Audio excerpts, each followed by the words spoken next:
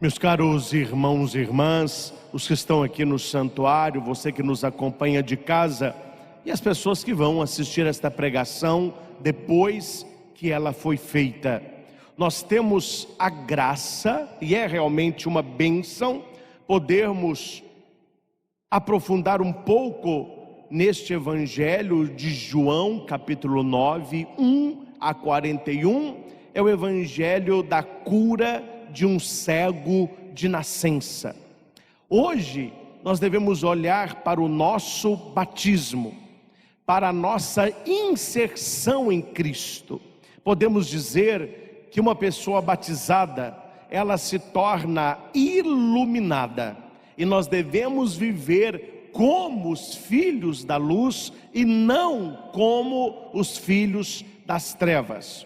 Se na época que Jesus realizou este milagre, se na época que as pessoas receberam essa carta de São Paulo, que estava certamente em Efésios, mas circulou por todas as comunidades cristãs, se há 2000 anos atrás isso já não era fácil, hoje é muito mais difícil, que nós vivemos uma época onde as obras das trevas e aqueles que pertencem às trevas são mais ovacionados, são mais imitados. É muito difícil você ver nos meios de comunicação aberta alguém sendo luz, alguém mostrando um caminho de conversão, um caminho de santificação, um caminho de experiência de Deus. Pelo contrário, se você pega hoje as cantoras mais badaladas, as fanqueiras mais badaladas, aqueles que estão dando entrevistas, os grandes filmes, novelas, tudo vai contra os valores cristãos. Tudo vai contra a nossa família e aquilo que o Senhor nos deixou. Por quê? Porque nós vivemos uma época onde as trevas estão mais fortes que a luz, onde as trevas são mais queridas, imitadas e buscadas que a luz. É por isso, meus irmãos, que esta é a nossa terra de missão. É aí que nós devemos assumir verdadeiramente o nosso batismo para iluminar tanto as trevas como aqueles que ali estão. Há sempre uma luta, na Bíblia passa isso, entre trevas e luz. No início do livro do Gênesis, a Bíblia diz que o Espírito de Deus pairava sobre as águas. E era tudo uma escuridão, estava tudo fora de ordem, desordem, desarmonia. O que Deus faz? A primeira coisa, fiat lux, faça-se a luz. Foi a primeira obra que Deus fez, foi a luz. E é interessante, quando a luz aparece, as trevas desaparecem. As trevas não têm poder sobre a luz. As pessoas que estão nas trevas, elas escolheram aí estar ou não conhecem o poder da luz. Quando é, meus irmãos, quanto é que a noite, por mais escura que seja, ela conseguiu impedir o nascer do sol? Onde você já ouviu isso na história da humanidade? A noite vai dizer, nós não vamos sair mais. O sol se foi, nós vamos ficar. Aí chegou 5 da manhã, 6 da manhã, 7 da manhã, 8 da manhã, está escuro como se fosse meia-noite. Onde você já ouviu isso?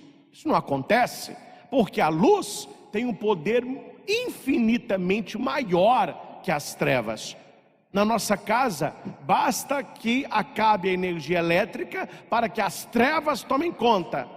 Mas basta você acender uma lâmpada, basta você acender um candeeiro, basta você acender uma vela, as trevas, elas fogem. A luz tem um poder infinitamente maior que as trevas. E é preciso, no Evangelho de hoje, escolhermos onde nós vamos viver. Porque quando Deus cria a luz, no mesmo momento, as trevas se separam.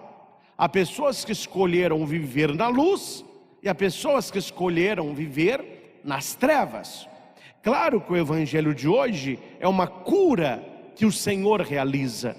Jesus ele vai curar aquele cego de nascença, recriando aquele homem. Jesus ali, meus irmãos, ele está fazendo o que o seu pai fez. Quando Deus vai criar o homem, ele faz o homem do barro, Adamá, da terra vermelha. Tanto é que Adamá é terra vermelha, e o homem que saiu da Adamá, ele se chama Adam, e no português deu Adão. E aquele barro com que Deus fez aquele primeiro homem, Deus sopra nas suas narinas, e ali é um ser vivente. Quando aquele homem cego ali está, Jesus vai curá-lo, repetindo o que o seu pai fez. Jesus não passa saliva nos olhos do homem, Jesus não passa terra nos olhos do homem, mas ele cospe no chão e faz um barrinho. Aquele barro está retomando o primeiro homem, Adão. E ele, quando passa aquele barro nos olhos do cego, ele está recriando a humanidade. Este cego de nascença, ele simboliza toda a humanidade. Ele sou eu, é você. Nós somos este cego se não assumimos Jesus Cristo. Hoje você pode perguntar: padre, na Bíblia, quem é o cego? É aquele que não assumiu Jesus Cristo. Quem são os que estão na luz? Os que foram batizados e assumiram o seu batismo. Quem são os que estão nas trevas? Os que não creem, os que abandonaram o Senhor. E aqui, meus irmãos, há uma questão interessante, e vale a pena tocar rapidamente. E isso foi vencido por Jesus, hein? Cuidado! Naquela época de Jesus, os judeus acreditavam que as doenças eram castigos de Deus, e que quanto pior a doença, quanto pior a situação da pessoa, maior o pecado que ela tinha cometido. Tanto é que os discípulos, eles veem aquele homem cego, e eles perguntam a Jesus: ô mestre, quem que pecou? Foi ele ou seus pais? Porque há 2000 anos atrás, o pior castigo que alguém poderia receber era a cegueira. E todo cego acreditava que ele era um pecador, que ele era um excluído, que Deus o castigou. Ele pode ter pecado, ou os pais pecado, e pasmem, meus irmãos, pasmem, acreditava-se que o neném no útero da mãe podia ter pecado, por isso que nasceu cego. Olha o sofrimento deste homem. E toda a família que tinha uma pessoa cega, o que eles faziam? Expulsavam a pessoa. Por quê? Porque ela era amaldiçoada. Qual o pecado que você cometeu? O que é que você aprontou aí nessa vida ou no útero da sua mãe, para Deus ter te castigado com a cegueira? Então veja a mentalidade daquela época. E tem gente que tem essa mentalidade hoje. Talvez não você, mas muita gente tem. Porque eu, como padre, atendo pessoas, atendo confissão. Quantas e quantas vezes eu fui no hospital visitar um doente, uma pessoa que estava sofrendo, e ela me perguntava: padre, por que Deus fez isso comigo? Qual o pecado que eu cometi para eu estar sofrendo tanto no leito de um hospital? Quer dizer, essa mentalidade precisa ser vencida. Jesus a venceu há 2000 anos atrás. Jesus respondeu: nem ele pecou, nem seus pais pecaram, mas essa situação que ele está é para que a obra de Deus se manifeste nele. Então o Senhor, ele vai quebrar essa questão de doença e castigo. Algumas doenças, elas batem às nossas portas. Outras vêm pela nossa má alimentação, uma vida talvez desregrada. Outras as pessoas buscam, mas nunca é presente de Deus, nunca é oferta de Deus. Imagine que Deus é esse, que fica lá do alto firmamento olhando a nós: aquilo ali eu vou dar essa doença, aquilo ali eu vou matar essa, aquilo ali eu vou dar aquela. Que Deus é esse? Então o Senhor, ele vai romper com esse pensamento da época. Pare de achar que Deus manda doença para os seus filhos. Eu vou manifestar nele a glória de Deus. E aqui algo muito interessante, meus irmãos, é que vocês vão repetir, e você em casa vai escrever aí no chat. Escreva agora: o milagre vem pela obediência. Vamos repetir? O milagre vem pela obediência. De onde que as trevas entraram na história da humanidade? Na desobediência. Como que terminou o evangelho? Ó Senhor! Aí aqui já são os chatos dos fariseus. Você está falando aí que quem é cego vê e quem vê é cego? Você está falando de nós?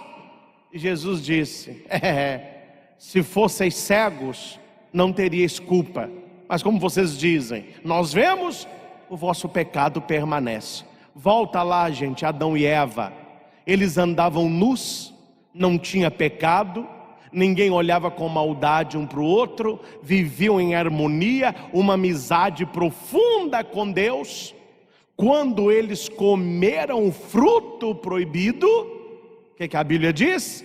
Eles viram que estavam nus, as trevas entraram. Aquela cegueira para o pecado agora passou uma visão. Eles começaram a ver o pecado, ver o egoísmo, ver a nudez, ver a imoralidade, e daí por diante. Então eles se escondem de Deus. Então quando as trevas entram no coração do homem, ele começa a ver. Mas ele não começa a ver a glória de Deus. Ele começa a ver as trevas do pecado. E é interessante, não sei se na sua família tem, se no seu local de trabalho tem, se na sua sala de aula tem, aqueles que mais nas trevas estão, são aqueles que mais falam mal da religião, que mais falam mal da Bíblia, que mais falam mal da igreja, porque eles dizem: nós vemos, esse povo aí não vê nada, esse povo é um povo cego, povo bitolado, povo fanático com coisa de Deus. Não, nós vemos. Aí Jesus diz: olha, se você fosse cego, você veria. Mas como você que está vendo, você está nas trevas. Então olhe, as trevas entraram no mundo pela desobediência. E o milagre acontece pela obediência. Jesus diz àquele cego: vai lavar-te na piscina de Siloé. Siloé significa enviado. Jesus é um enviado do Pai. E a Bíblia diz que o cego foi, lavou e voltou enxergando. Veja que a obediência. Vai lavar-te. O cego foi. Raniero Cantalamessa, cardeal, ele faz uma comparação maravilhosa deste texto de João com esse capítulo 9, com o primeiro milagre de Jesus, também de João, as bodas de Caná. O milagre acontece lá em Caná da Galileia pela obediência. Maria vai dizer: fazei tudo o que ele vos disser. Jesus disse: enchei as talhas d'água. Encheram. Tirai e levai ao mestre-sala. Tiraram. O milagre acontece. Meus irmãos, como atrair a graça de Deus para a nossa vida? Como que você pode receber a graça que você tanto precisa? A bênção que nós tanto almejamos? A primeira coisa: obedecer a Deus. Obedecer a palavra de Deus. Obedecer às ordens de nosso Senhor. Não sei como é na sua casa, mas quando eu converso com pais, a reclamação da maioria dos pais de filhos pré-adolescentes e adolescentes é a desobediência. Eles relatam: padre, na minha época, quando eu era criança, o meu pai e a minha mãe dominavam a gente no olhar. A gente ia num lugar, o jeito que o pai e a mãe olhava, a gente sabia o que fazia e o que não fazia. Hoje você olha, você fala, você grita, você bate, você põe de castigo. Eles são indomáveis, eles não obedecem. É por isso que a graça não acontece. Para aquele que não obedece, a graça não acontece. E aqui eu estou falando de uma obediência, não ao papai e à mamãe aqui nesse plano, mas ao nosso Pai eterno. Quando Deus tem uma palavra para nós, a desobediência, ela vai afastar a graça. A obediência, ela atrai o milagre. Quer ver milagres na sua vida? Obedeça a Deus. Coloque em prática. O cego, ele obedeceu a Jesus. E veja que ele não questiona. O que você está fazendo aí? O que está passando no meu olho? Vai lá, eu não vou. Você vê que o cego, ele é quieto, ele é passivo. Por quê? Porque Deus está fazendo. E quando Deus está fazendo, a gente deixa Deus fazer. Maria vai dizer: eis aqui a serva do Senhor, faça assim. Não sou eu que farei, é a graça de Deus que fará. A graça de Deus trabalha na sua vida. A graça de Deus trabalha na sua família. A graça de Deus trabalha no seu casamento. Mas se você obedecer, o cego obedeceu e ele volta outro, gente. Imagina, cria na sua cabeça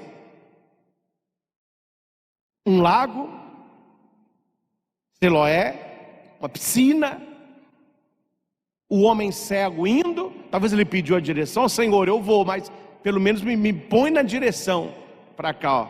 Vai reto, você cai nela. Ele foi e ele volta enxergando. Ele foi dependente e voltou liberto. Meus irmãos, isso precisa acontecer nos dias de hoje. Algo eu não entendo, e eu sei que às vezes eu bato na mesma tecla, mas eu não entendo pessoas que dizem ter experiência com Cristo, mas não mudam de vida. Eu não entendo. A pessoa está roubando, ela vai num retiro, vai à missa, oh, Deus me tocou, ela continua roubando. A pessoa está adulterando, ela recebe a bênção do santismo, ouve a palavra, ela sai da igreja, continua adulterando. A pessoa fala mal dos outros, ela recebe uma bênção de Deus e continua. Eu não estou entendendo. Por que não há essa transformação entre alguém que estava nas trevas e alguém que passou para a luz? Alguém que era pecador e que busca santidade, alguém que estava longe e veio para perto. Esta mudança tem que acontecer e precisa acontecer. E essa mudança, meus irmãos, é que nós chamamos de testemunho. As pessoas vão ouvir o que a gente diz, mas elas estão de olho no que a gente faz. E é realmente na nossa vida que o testemunho acontece. Olha que interessante, o cego foi, lavou-se e voltou enxergando. Então não era mais cego. A vida do cara está transformada. Quando o cara começou a enxergar, ele diz: agora eu posso voltar para minha casa, agora eu posso trabalhar, eu não quero ser mendigo, viver daquilo que eles me dão. Agora eu tenho um nome, agora eu posso entrar na sociedade. Olha, ele foi um e voltou outro. E isso acontece com a gente. Quando a pessoa tem uma experiência forte de nosso Senhor, não há outro caminho, meus irmãos. A pessoa vira uma outra pessoa. A pessoa se transforma. Ó padre, isso acontece da noite para o dia. Muito perigoso, muito perigoso, muito perigoso, quando acontece da noite para o dia. Porque as coisas não mudam num passe de mágica. Aquela experiência de Deus, e que certamente nós vamos passar, se não já passamos, ela nos transforma de um dia para o outro. Mas nós temos que continuar no caminho para aprofundar a fé, para criarmos raízes em nosso Senhor. Que nós estamos numa época complicada, meus irmãos. Mas uma das crises que a igreja enfrenta é a fé emocional. O que é a fé emocional? Se eu não sentir Deus, se eu não chorar, se eu não tive experiência de Deus. E fé não é sentimento, fé é certeza. Eu prego retiros, vários retiros por ano. Claro, há momento de cura, há momento de choro, mas o não choro não significa não experiência. E as pessoas ficam incomodadas: padre, Eu estou aqui participando do retiro, eu estou vendo o povo chorando, eu estou vendo o povo caindo, e não está acontecendo nada comigo, porque ela está procurando emoção. Falei, filha, talvez a sua experiência de Deus no silêncio, na serenidade, está muito mais profundo que aquela mulher que está dando escândalo aqui toda hora.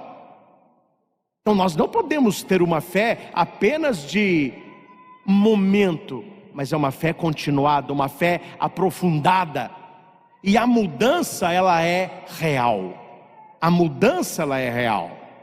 Veja, Saulo caiu do cavalo, 3 dias cego, simbolizando os 3 dias que Jesus ficou sepultado. E ele, então, quando ele abre os olhos, olha que interessante, ele estava cego, ele caiu do cavalo e ficou cego. O que Saulo não viu? Isso aí quem fala é Bento XVI. Saulo não ficou cego depois que ele caiu do cavalo. Olha que bonito isso. Ele não ficou cego depois que ele caiu do cavalo. Ele tomou consciência, caindo do cavalo, que ele era cego. Mas não é uma cegueira daqui, ó. É uma cegueira daqui. Ele não reconhecia Jesus.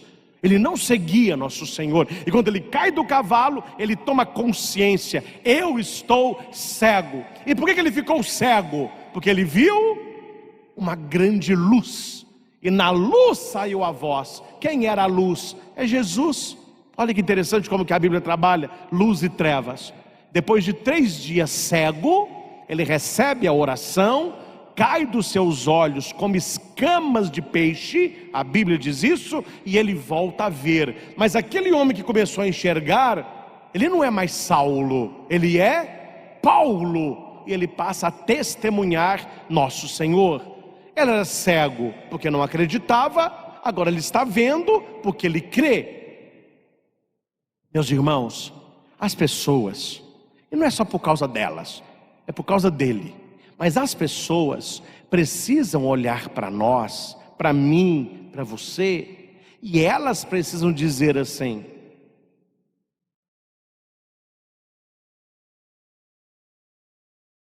é ele ou não é? É ele. Não, parece com ele. A mudança, ela assusta. As pessoas estão tão acostumadas, vou dar um exemplo entre 1000. A pessoa bebe com um gambá. Ela já viu que não pode beber, não sabe beber. A questão não é beber, é não saber beber. A pessoa, todo lugar está virando, aí ela toma uma atitude. Isso está atrapalhando a minha vida, o meu casamento, a minha família, a minha vida profissional. Com a graça de Deus, eu não bebo mais. Aí você vai numa festa, todo mundo da festa te conhece. Tem gente que é baladeiro, pula de uma balada para outra. Tem gente que fica procurando festa, e se não foi convidado, ele entra assim mesmo: eu me convido. Aí passa o garçom: o senhor vai querer o quê? Ah, tem água tônica? Tem. Me arruma com gelo e limão. Tomando água tônica? Ele? Não, não é não, o que eu conheço, ó, parece com ele. Não, ele mesmo, ou não é? Entendeu? É um exemplo. A pessoa, quando ela começa a mudar de vida, os outros vão falando: não, mas é você ou não é? Você está tão mudado? E é você que usa uma palavrinha mágica aí. A mudança para melhor geralmente incomoda. A mudança para pior é que hoje conquista. Quanto pior você está fazendo aí, mais o povo gosta. A hora que você começa uma mudança de conversão, as pessoas começam: ai, mas que chato, bebia e não bebe mais, falava palavrão e não fala mais, roubava e não rouba mais, traía a mulher sem ninguém saber e não está traindo mais. Mas você está chato agora, hein? Porque mudou. Eles olhavam para o cego e ficavam: é ele? É, não é? Parece. O cego é que teve que dar a última palavra. Ele, porém, dizia: sou eu mesmo. Meus irmãos, no contexto da sua vida, você consegue encher o peito e dizer para o mundo, para as pessoas e para Jesus: sou eu mesmo. Hoje todo mundo quer imitar os outros. Todo mundo quer ser outro, ninguém quer ser, todo mundo quer parecer, parece que é, mas não é. E ele vai dizer: sou eu mesmo.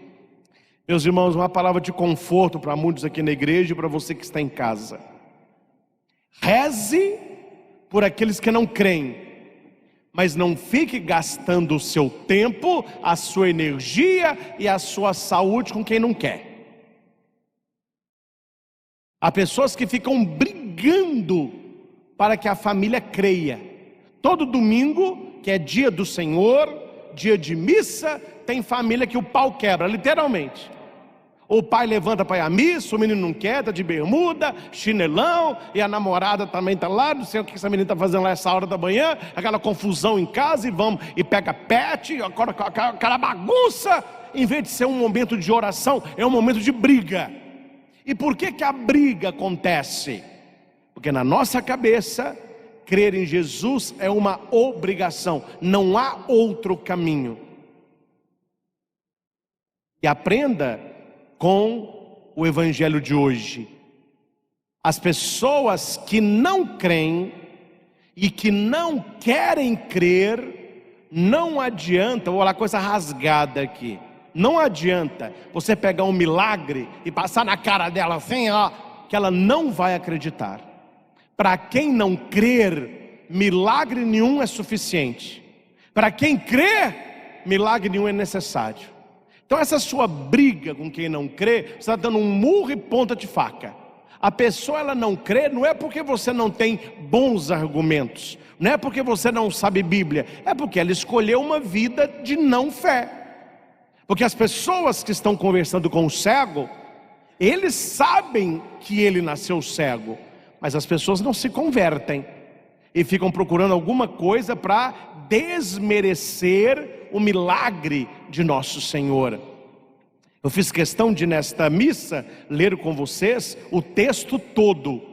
Veja que o texto, ele repete várias vezes a mesma coisa. Como é que aconteceu? Conta aí. Você era cego, você está vendo agora? É, aquele homem chamado Jesus cuspiu, põe um barrinho no meu olho, agora eu estou vendo. Não, como que ele está vendo?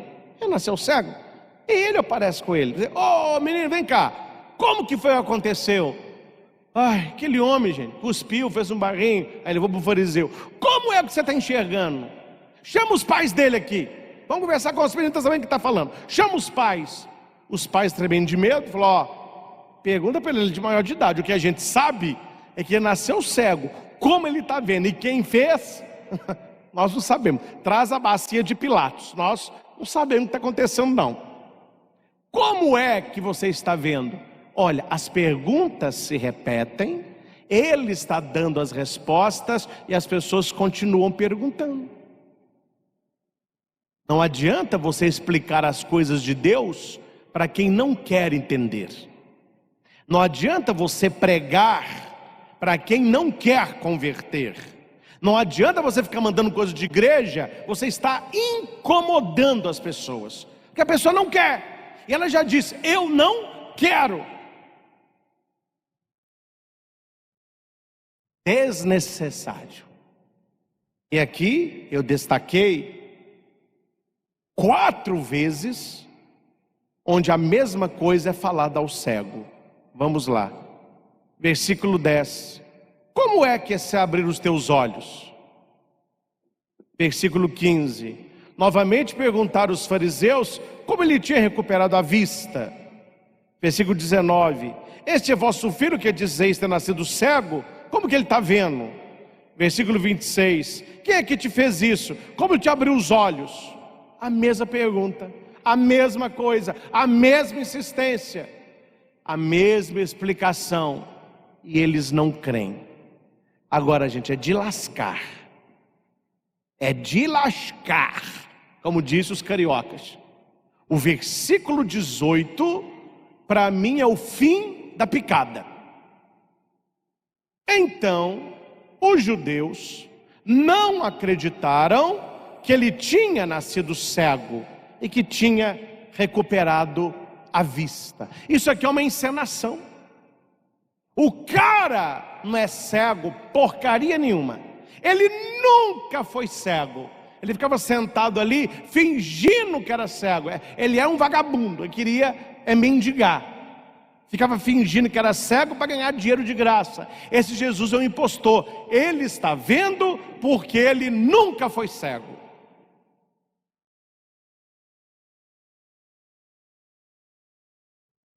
Vamos aqui. Para quem sabe ler um pinga e letra, né?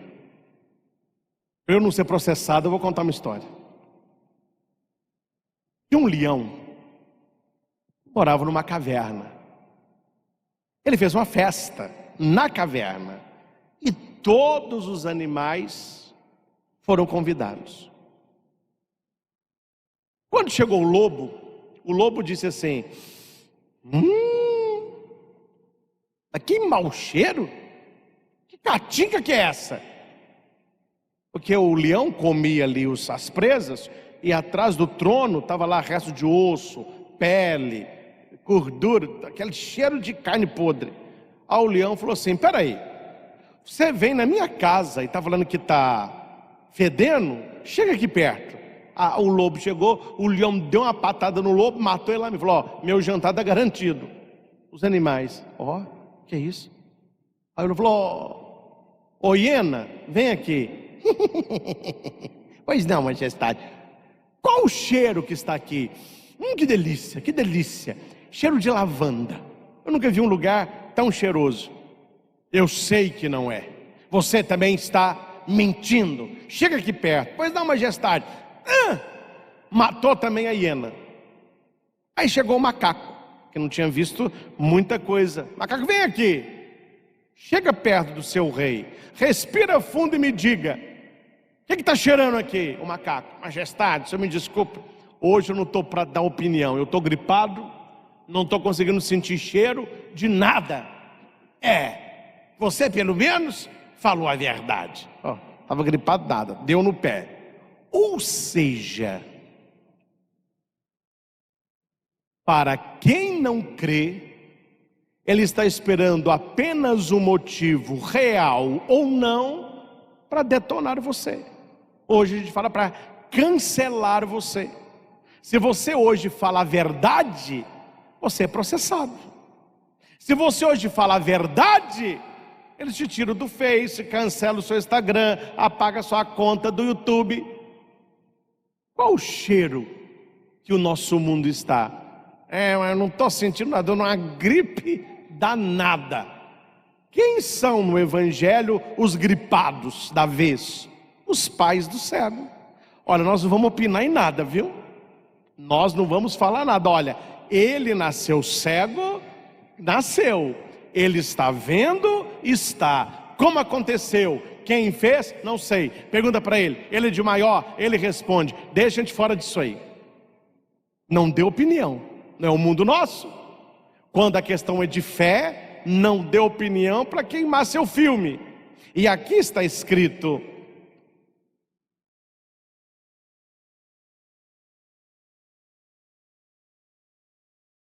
os seus pais disseram isso porque tinham medo das autoridades. O medo cega.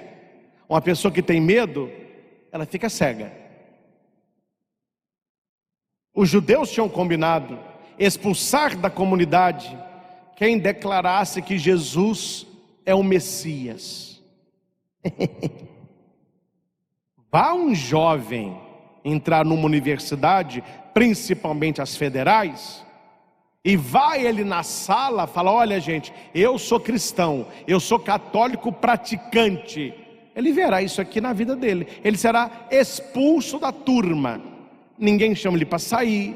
Ele não consegue grupo para fazer trabalho. Ele fica sozinho, porque o mundo de hoje está combinando de expulsar aqueles que testemunham Jesus Cristo. A gente joga a batata para quem fala. Fala: eu não quero me queimar, deixa ele falar então.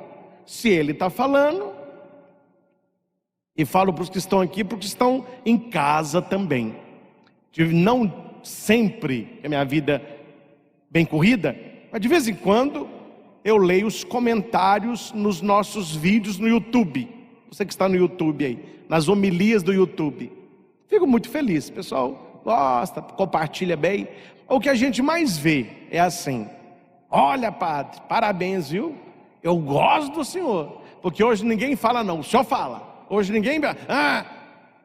Quem sabe que esses elogios, que tem alguém que fale, é os pais falando: nossa, já que alguém fala, eu não preciso falar.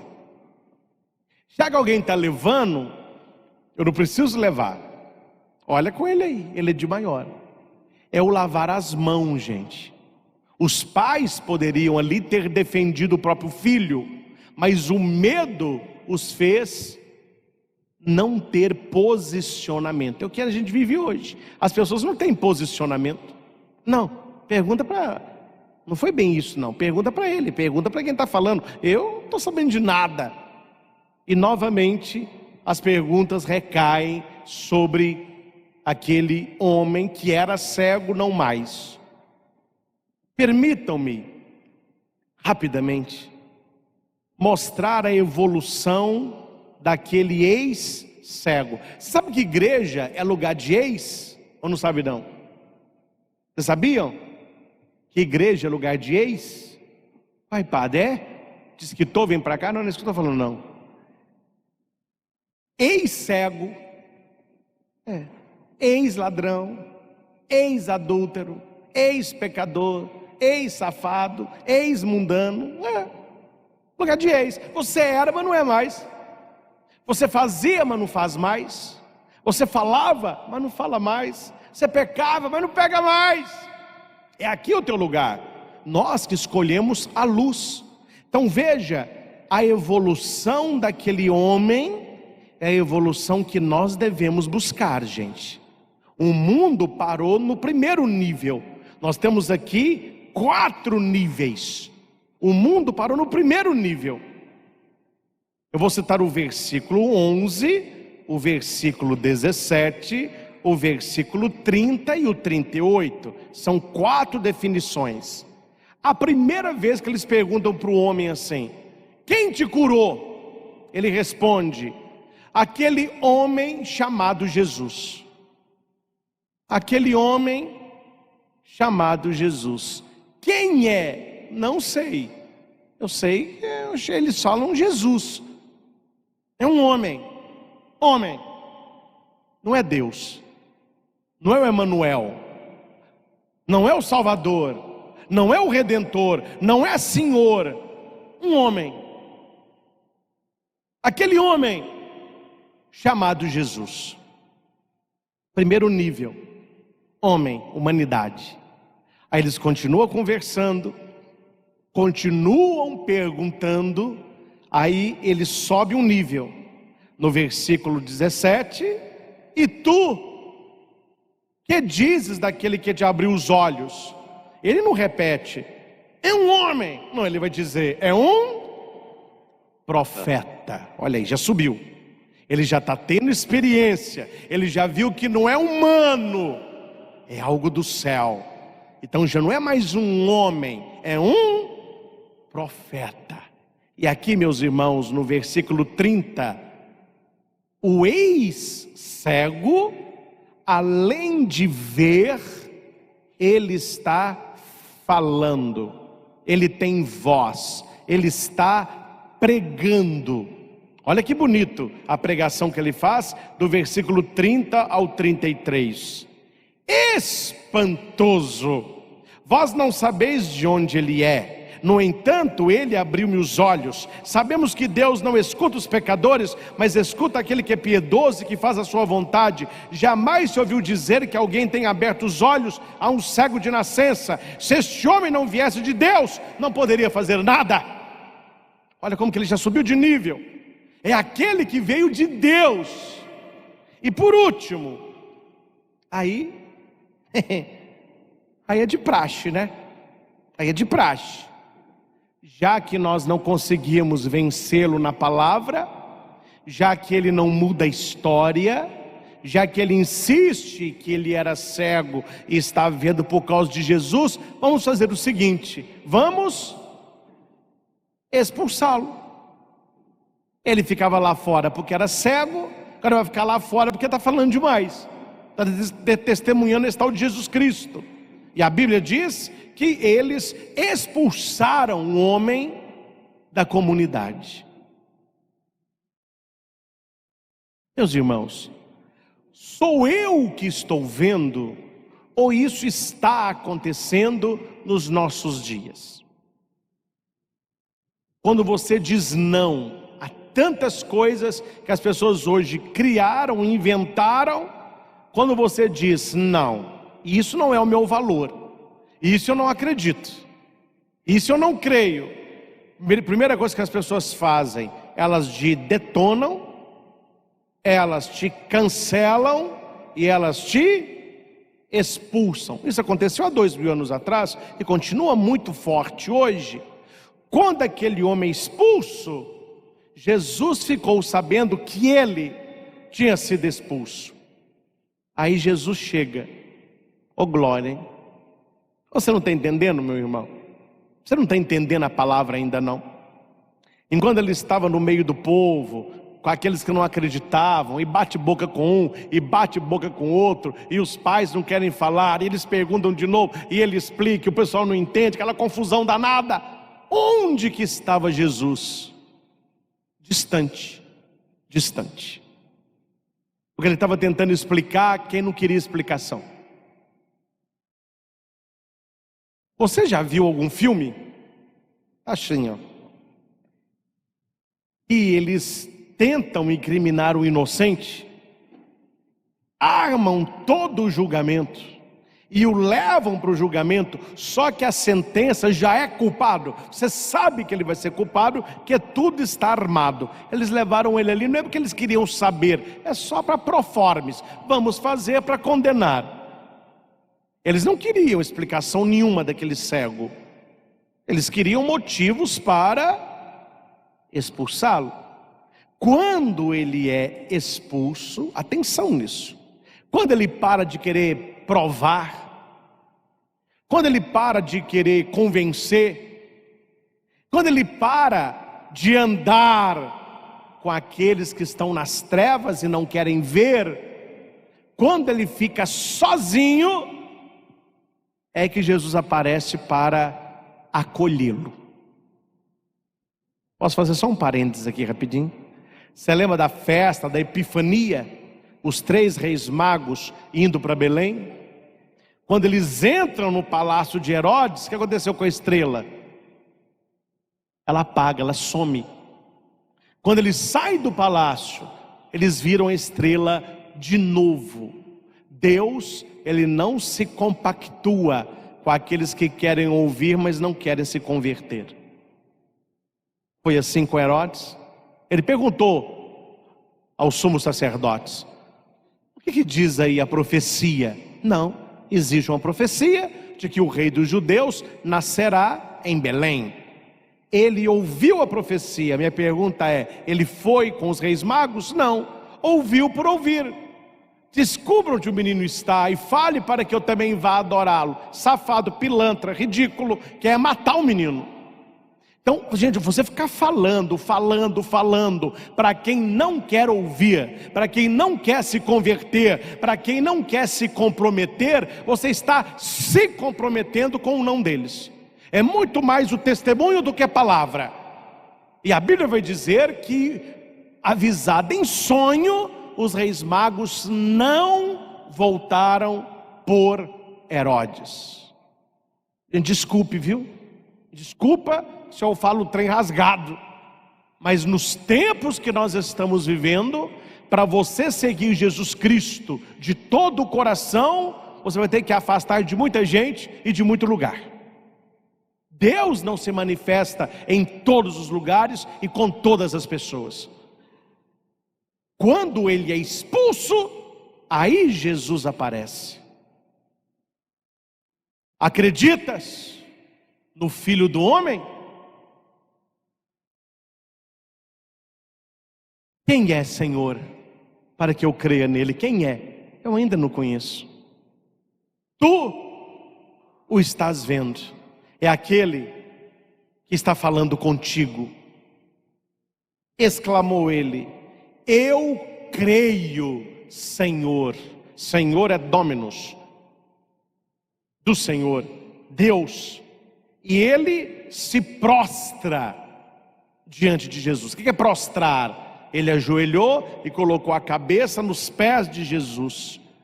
Adorou Jesus. Ele viu que Jesus era Deus. Vamos aqui? Estão comigo? Você em casa está anotando isso? As 4 etapas. Primeiro, quem te curou? Um homem, um certo homem chamado Jesus. Quem te curou? Um profeta. Quem te curou? Alguém que veio de Deus. Quem te curou? Deus, meu Senhor. Ele se prostra. Meus irmãos, viu que é um caminho? E este caminho nós devemos percorrer. Este caminho nós somos chamados a trilhar. Reconhecer Jesus como nosso Senhor, como nosso Deus, como nosso amigo. E quanto mais nós conhecemos o Senhor, mais visão espiritual Ele nos dará. As pessoas hoje enxergam tudo, mas elas estão cegas espiritualmente. E é esta visão que nós precisamos buscar. Esta visão que nós precisamos buscar. Estava sexta-feira, hoje é domingo, sexta, fazendo no meu Instagram, Padre Christian, aquelas postagens pequenininhas da quaresma. Cada dia eu ponho uma reflexão pequenininha para as pessoas meditarem sobre aquele dia da quaresma. Santo Afonso Maria de Ligório, ele disse assim: a pessoa perde um boi, ela vai buscar. A pessoa perde um frango, ela vai buscar. A pessoa perde um amigo, ela vai buscar. A pessoa perde Deus, ela deixa para lá. Santo Afonso. Será, meus irmãos, que nós vamos perder a nossa fé para o mundo? Será que nós vamos trocar nosso Senhor pelas ideologias de hoje? Será que nós vamos abrir mão da nossa família, uma família iluminada, para viver nas trevas de uma imposição de um mundo que não reconhece o senhorio de nosso Senhor? Não reconhece o senhorio de Jesus Cristo? Será que nós vamos trocar o certo por aquilo que é errado? Eu não vou entrar nisso agora, que é minha pregação da noite. À noite vou ficar mais na primeira e na segunda leitura, mas permita-me pelo menos ler a segunda leitura, São Paulo aos Efésios 5. Outrora erais trevas, mas agora sois luz. Nós éramos trevas, agora nós somos luz. Vivei como filho da luz. Gente, quanta gente que vai na igreja e está vivendo como filho das trevas. Eu não me assusto quando alguém diz assim: padre, eu vi tal pessoa sambando num carro alegórico com um Cristo crucificado e um demônio dançando aos pés. Eu falei, não, até aí eu acho um escândalo, mas é a obra das trevas. Ah, padre, fulano de tal agora é um trisal. Agora eles estão com 4, é um pentágono, não sei. É o mundo, a gente não aceita, mas respeita. Não vamos imitar, mas viva lá as tuas verdades. Ah, padre, na Semana Santa a gente comprou um pacote no resort, nós vamos para Angra. Semana Santa, o feriadão, nós vamos para Angra. Tá bom, o mundo é assim mesmo. O que me assusta são quando as pessoas da igreja, os que se dizem seguidores de Jesus, começam a imitar aqueles que não são. Galinha que anda com marreco vai morrer afogada. Pombo que fica voando com morcego acha que tem que dormir de cabeça para baixo. Tem muito cristão imitando pessoas que não têm fé. Tem muito jovenzinho e adolescente que os pais não olham. Tem pais que olham, mas tem pais que não olham, não estão nem tipos do evangelho. Olha, se vira, pergunta para ele de maior, a vida dele é com ele, a nossa é com nós. Eu e minha mulher, e ele lá se vira. Aí fica com todo tipo de porcariada da internet, seguindo youtuber, influenciador, e esse povo não tem fé. Aí você vai ouvir da boca do seu filho, mais cedo ou mais tarde: não, mãe, eu não vou à igreja mais, eu não creio mais, eu não tenho mais fé, eu não tenho que ir à missa mais. Onde surgiu essas ideias? Foi da mente do menino? Claro que não. Foi da influência daqueles que estão nas trevas, atraindo para as trevas aqueles que estão na luz. Ô padre, onde que o diabo mais age? Na igreja. Deus que me livre. Ó meu filho, quem não está, já é dele, ele quer os que não são. Ó padre, quanto mais rezo, mais assombração. É assim que funciona. Ao entrar para o serviço de Deus, prepara as suas costas, prepara o lombo, meu filho. Porque ele quer pegar os que estão na luz, os que estão nas trevas já são dele. Então quando você começa a rezar, você começa a fazer a coisa certa, você começa a temer a Deus, ele vai colocando dificuldade. Por quê? Para você desistir, para você abandonar a cruz, para você querer um mundo não de sacrifício, mas de facilidade.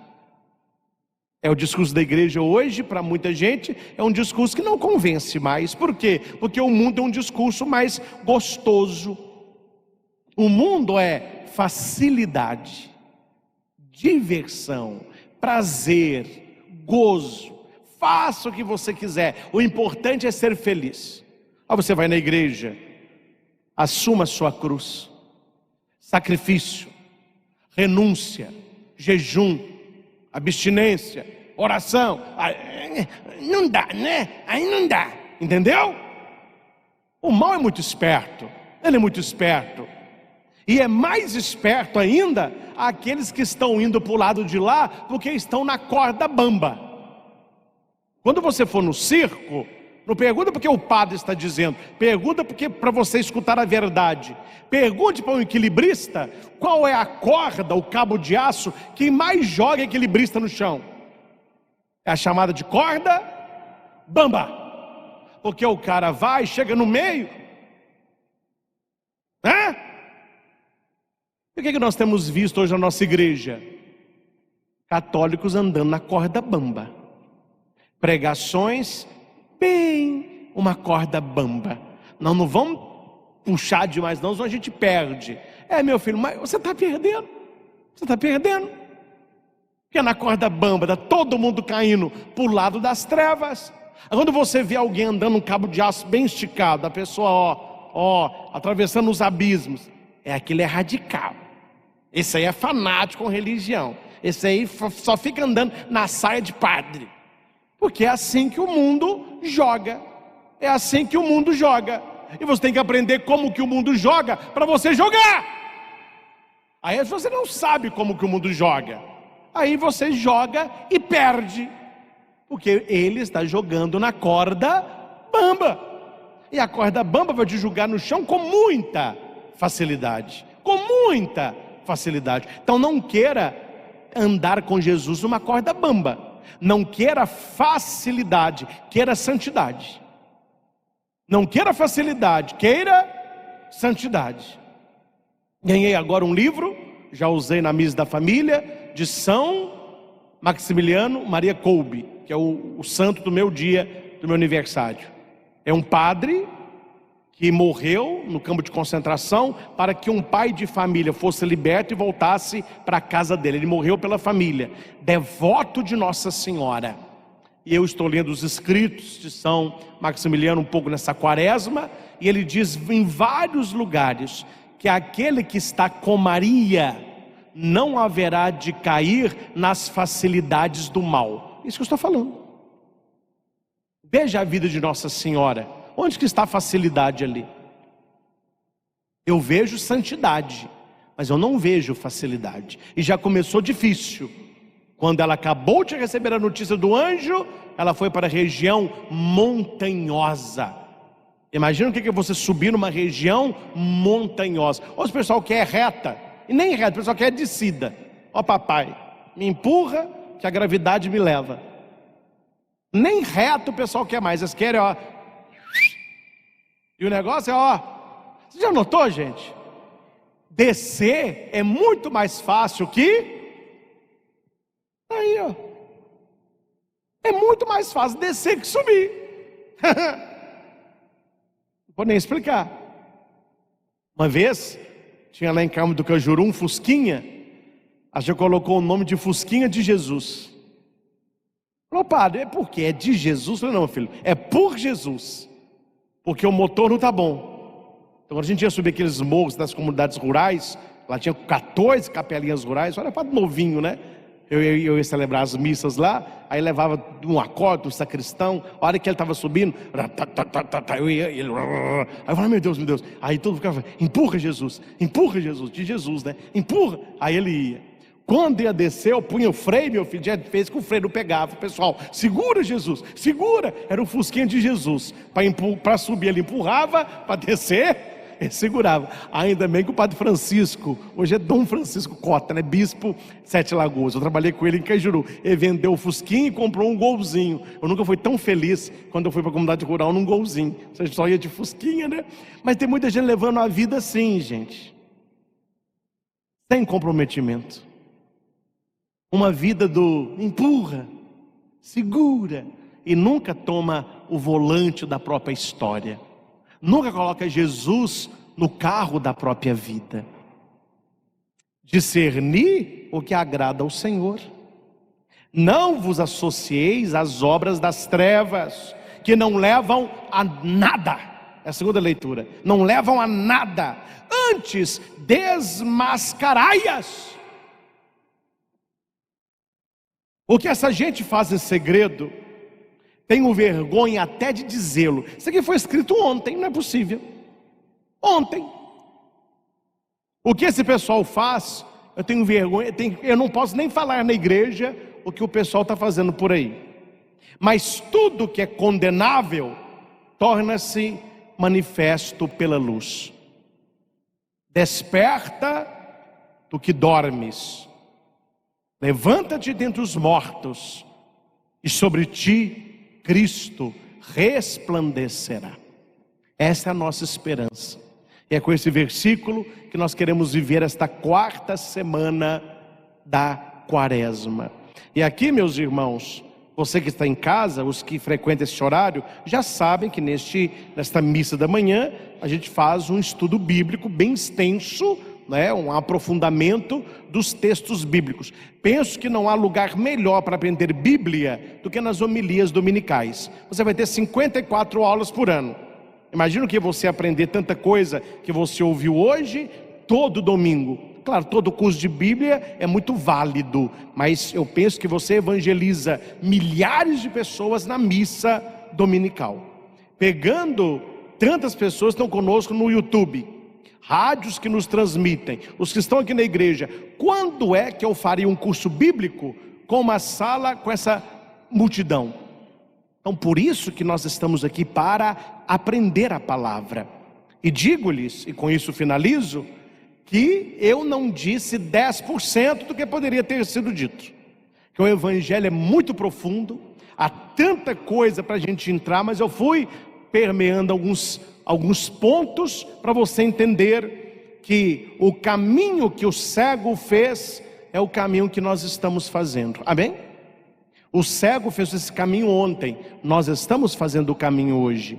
Nós vamos encontrar pelo caminho pessoas nos questionando, pessoas nos criticando, pessoas duvidando que você mudou, que eu mudei. Alguns acham que é a gente, outros acham que é parecido com a gente, e eles ficam repetindo a mesma coisa centenas de vezes, e você está respondendo a mesma coisa, eles estão perguntando a mesma coisa, eles não querem resposta, eles querem te colocar para fora.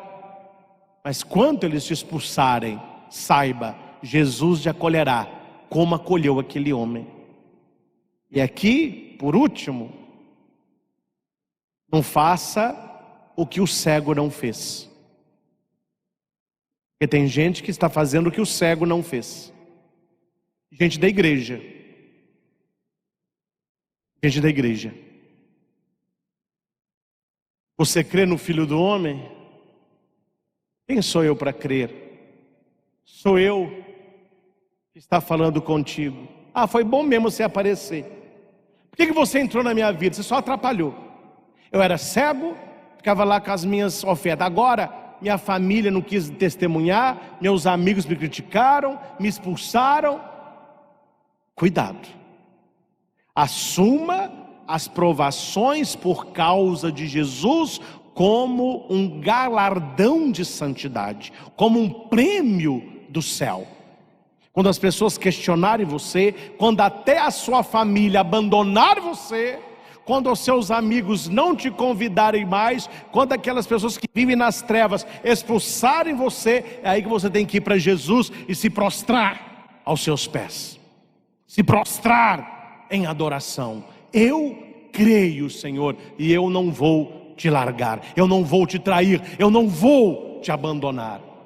Eu tenho certeza que depois deste texto, aquele ex-cego seguia Jesus pelo caminho, testemunhando, pregando, falando do Senhor.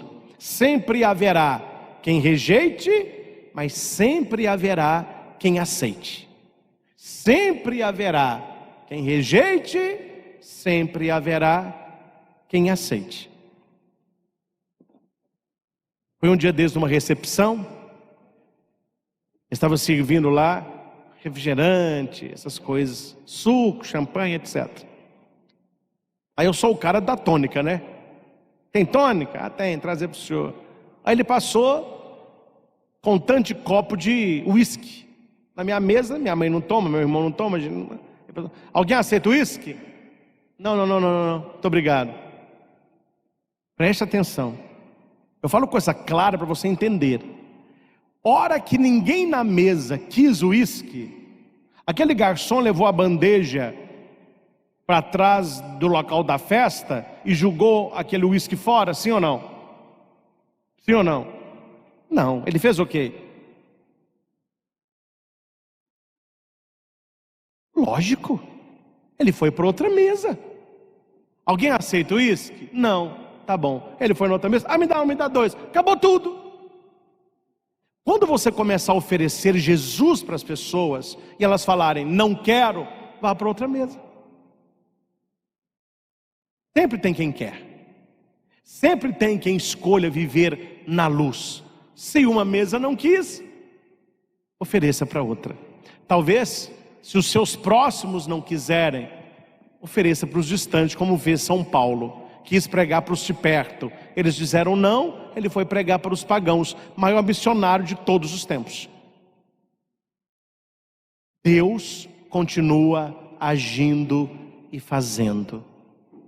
Desperta do que dormes, levanta-te dentre os mortos, e sobre ti Cristo resplandecerá. Ao Senhor Jesus, luz da nossa vida, toda honra, toda glória e todo louvor. Louvado seja nosso Senhor Jesus Cristo. Para sempre seja louvado.